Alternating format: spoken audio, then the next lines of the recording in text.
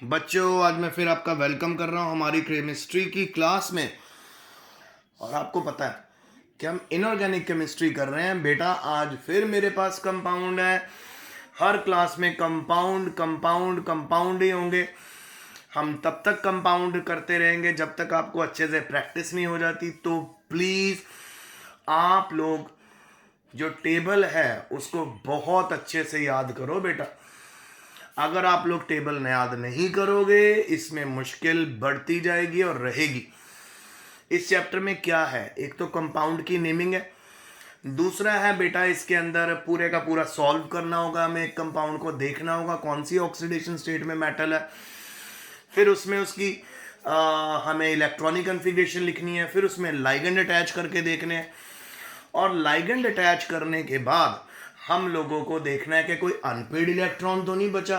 अगर कोई unpaired electron बचा है तो बेटा हमें कहना पड़ेगा कि ये पैरामैग्नेटिक है, ये कलर्ड है। अगर अनपेड इलेक्ट्रॉन नहीं है, सारे पेयर्ड है, तो हमें बताना पड़ेगा कि डायमैग्नेटिक है, कलरलेस है। ये तो बात की बात है, पहले प्रैक्टिस। तो आज जो पहला कंपाउंड है मेरे पास आपके लिए, आइए लिखें। ये है KNiCN6 बड़ी ब्रैकेट क्लोज। अब तो बेटा ऐसा हो गया कि आप लोगों को अच्छे से प्रैक्टिस होगी और आपको कहने की ज़रूरत नहीं है कि आप लोगों को लाइगेंड कौन सा है जी, मेटल कौन सी है। ठीक है, सो यहाँ पे हमें K3 भी दिया हुआ है। सो अब इसका नेमिंग करना है। तो सबसे पहले ये हमारा काउंटर आयन है। काउंटर आयन से पहले जरा हम डिस्कस कर लें ऑक्सीडेशन स्टेट। देखो बेटा, साइनाइड के ऊपर -1 का चार्ज होता है। सो -6 तो अंदर हो गए। फिर हमारे पास है पोटेशियम। पोटेशियम पे +1 का चार्ज होता है। सो यहाँ पे कितने +1 हो गए हमारे पास? 3 हो गए। तो +3 टोटल बाहर है, -6 अंदर है। जब आप बाहर निकालोगे 6 में से 3 गया, 3 यहाँ पे ऑक्सीडेशन स्टेट होगी 3। पूरा कंपाउंड सॉल्व हो गया। तो पहले हम लिखेंगे पोटेशियम, फिर 6 लाइगेंड है तो लिखेंगे हेक्सा। साइनो लिखेंगे, नेगेटिवली चार्ज लाइगेंड है। फिर हम लिखेंगे निकलेट। ठीक है, निकलेट। निकलेट क्यों? क्योंकि ये सारे नेगेटिवली चार्ज लाइगेंड से अटैच हुआ है। और जब हम निकलेट लिख देंगे उसके बाद आपकी ऑक्सीडेशन स्टेट का नंबर आ जाएगा 3। तो शुरू करें। तो ये हमारा पहला कंपाउंड है पोटेशियम।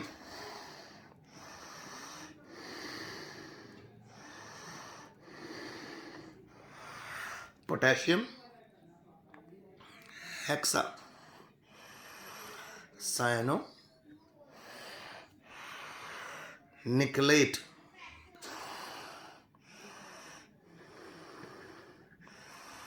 और ऑक्सीडेशन स्टेट 3 की। सो ये है बेटा पोटेशियम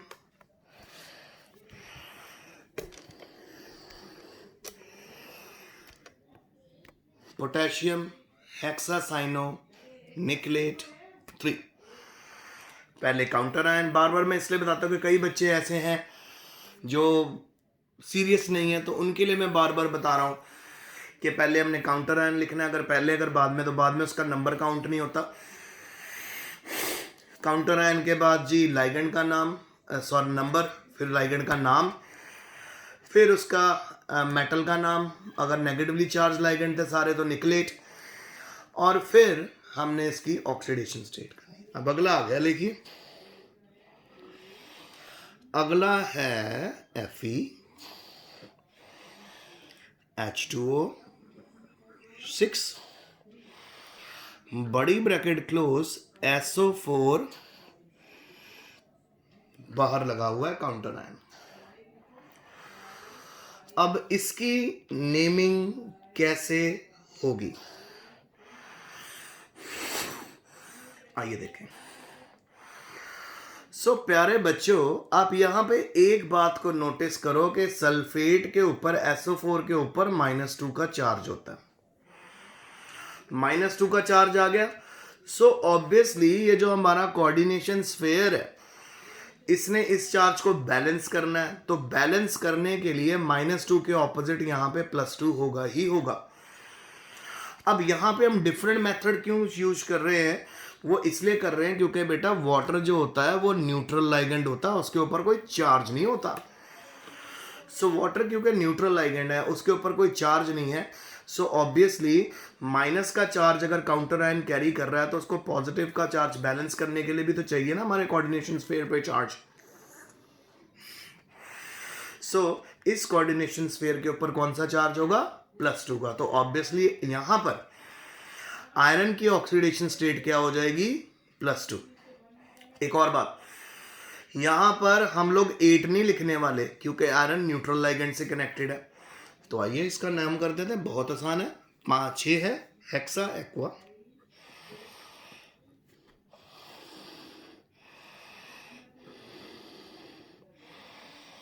हेक्सा एक्वो, हेक्सा एक्वो भी कह सकते हो, एक्वा भी कह सकते हो, कोई बात नहीं, एक्वा आयरन, क्योंकि नेगेटिवली चार्ज अगर यहां पे लाइगेंड होता तो हम फेरेट लिखते आयरन। दो इसकी ऑक्सीडेशन स्टेट हो गई सल्फेट। सल्फेट को सल्फेट F से भी लिख सकते हो, नो प्रॉब्लम, ठीक है। तो समझ आ रहा बेटा, सल्फेट हो गया। अब हम तीसरे पे चल, फिर से हेक्सा एक्वा या हेक्सा एक्वो आयरन, दो ऑक्सीडेशन स्टेट हो गई सल्फेट।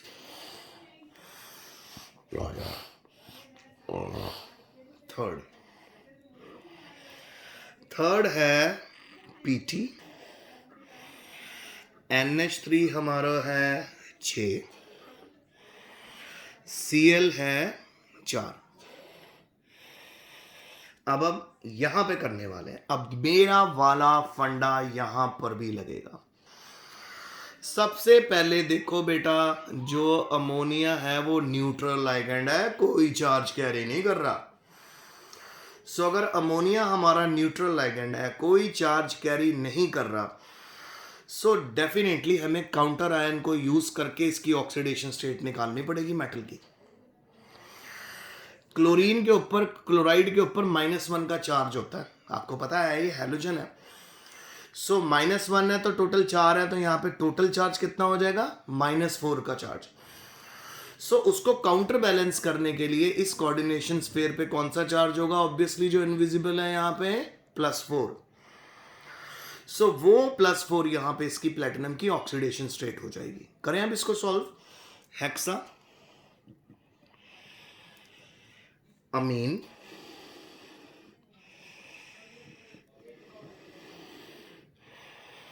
प्लेटिनम, क्योंकि न्यूट्रल लाइगेंड है, प्लेटिनम ऑक्सीडेशन स्टेट 4, क्लोराइड। आप समझे बेटा आप लोग, हेक्सा अमीन प्लेटिनम 4 क्लोराइड। अब हम चलते हैं नंबर 4 पे। 4 है बेटा आपके लिए कोबाल्ट, NH3 5, NO2 आ गया जी, नाइट्रीटो N से अटैच होगा, और बाहर हमें दिया हुआ है नाइट्रेट दिया हुआ है NO3 ब्रैकेट के बाद ये नाइट्रेट दिया हुआ है। सो अब हम इसकी जरा ऑक्सीडेशन स्टेट के बारे में बात करते हैं, क्या होगी।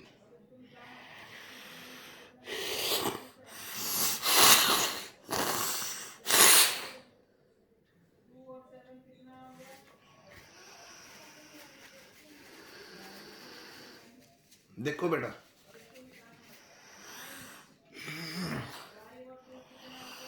-1 तो NO3 के ऊपर चार्ज होता है, सो -2 हमारे पास बाहर बैठा है, अंदर हमारे पास एक नेगेटिवली चार्ज लाइगेंड है NO2, तो ये बाहर आएगा, तो यहां पे कोबाल्ट की ऑक्सीडेशन स्टेट 3 हो जाएगी।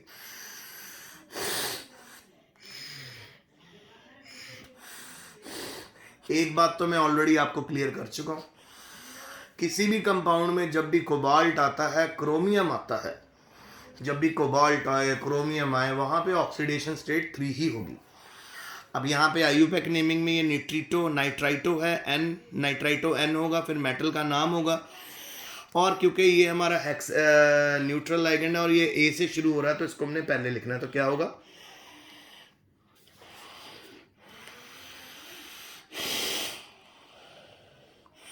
ओके। एक और चीज मैं नोटिस कर रहा हूं, कई कंपाउंड में मैंने नोटिस की कि जब भी हम पेंटा लिख लेते हैं, हेक्सा लिख लेते हैं, ट्राई लिख लेते हैं ना बेटा, सो वो भी आईयूपैक नेमिंग में उसको भी काउंट कर रहा है। सो यहाँ पे हमारे पास पेंटा से स्टार्ट हो रहा है, पेंटा अमीन, तो हम पेंटामीन पहले नहीं लिखेंगे, पी से पहले एन आता है, NOP। सो हम पहले इसको लिखेंगे, तो लिखेंगे नाइट्रीटो,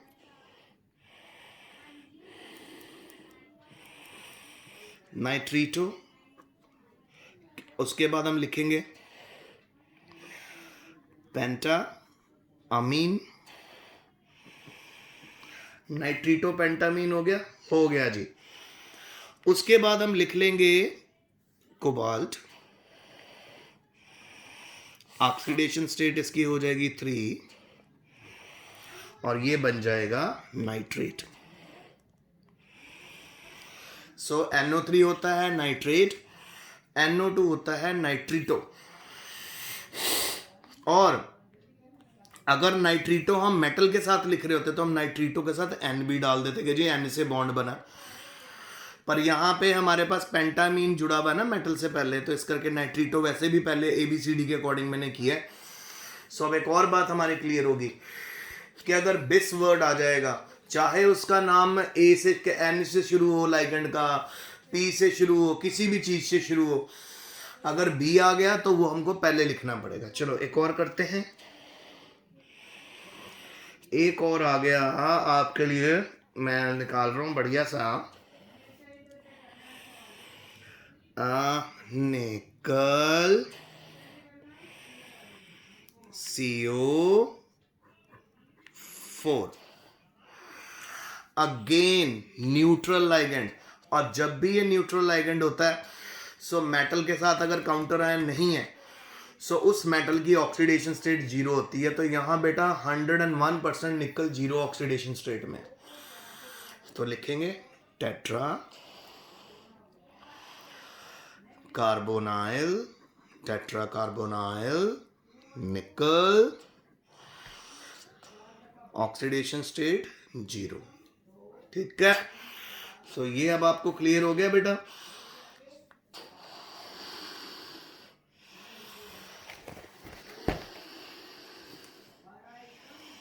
फिर हमारे पास और है, अगर देखते हैं तो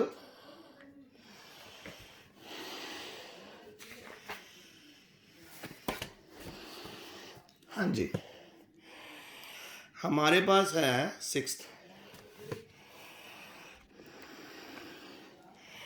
सिक्स्थ है बड़ी ब्रैकेट CR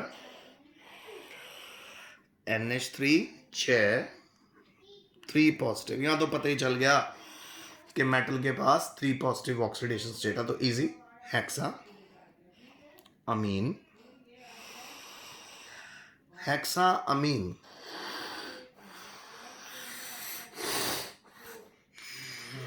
हेक्सा अमीन क्रोमियम,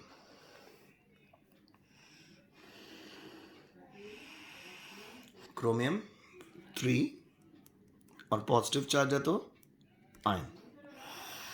अब एक और कर लेते, लास्ट मेरे पास है बच्चों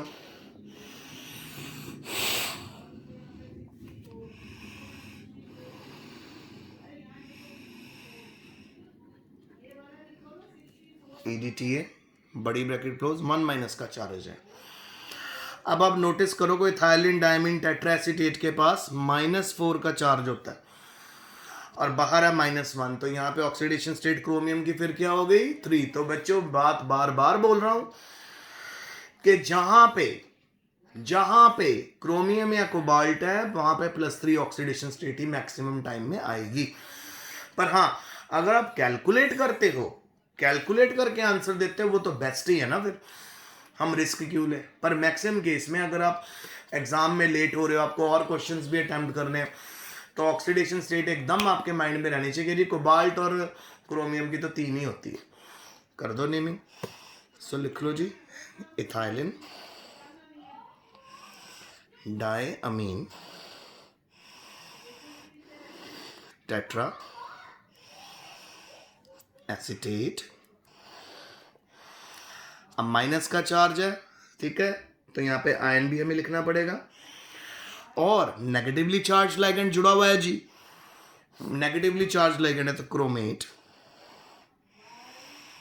क्रोमेट हो गया रोमन नंबर में 3, इसकी ऑक्सीडेशन स्टेट हो गई आयन। सो प्यारे बच्चों, ये लेक्चर है मेरा। सो आज जब मैं शुरू करूंगा क्लास, नए कंपाउंड आपको करवाऊंगा, और नए कंपाउंड करवाने से पहले मैं आप लोगों को इसका भी रिवीजन एक बार ही दे दूंगा।